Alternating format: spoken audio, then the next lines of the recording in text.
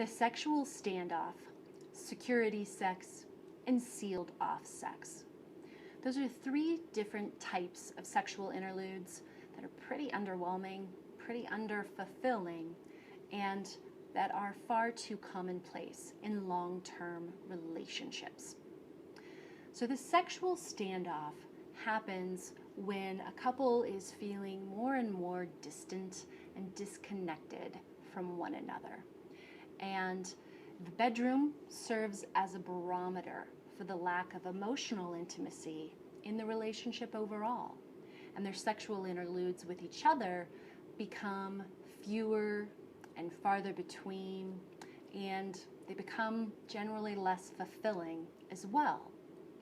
And so in the sexual standoff, both partners are usually feeling increasingly vulnerable at the mere idea of trying to initiate sex with their partner, out of fear that they'll be rejected yet again, or out of fear that their flirtatious advances will go unnoticed.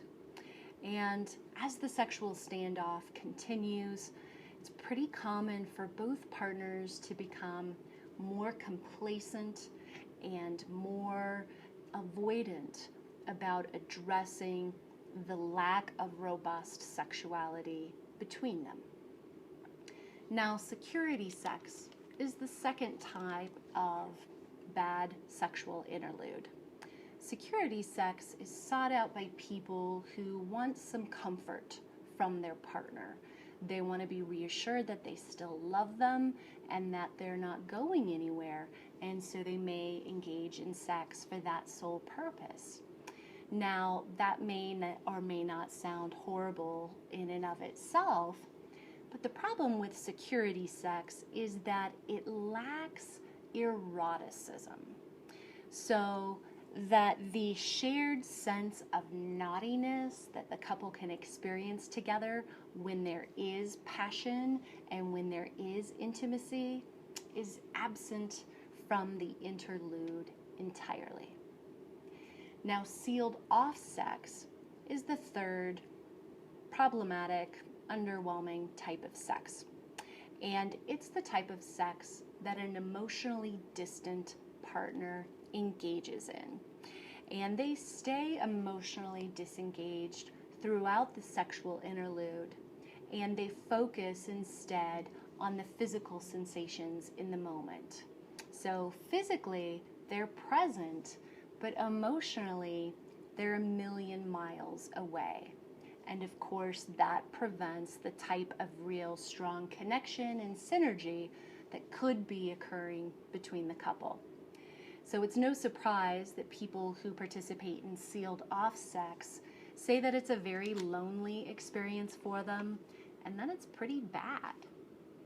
So the root cause of all three types of bad sex is a low level of connection in the relationship overall. The science of bonding and attachment that we use with our clients here at Flourish has found through extensive amounts of research that we all long for and need connection with our partners. We need it like we need air and food and water, and we can go without it for a while, but the longer we have to go without it, the crappier we begin to feel. So that emotional connection is a natural part of a good, healthy, fun sex life. So good sex, we know, has three essential components to it. First and foremost, there's physical desire. Secondly, there's that longing for connection with your partner.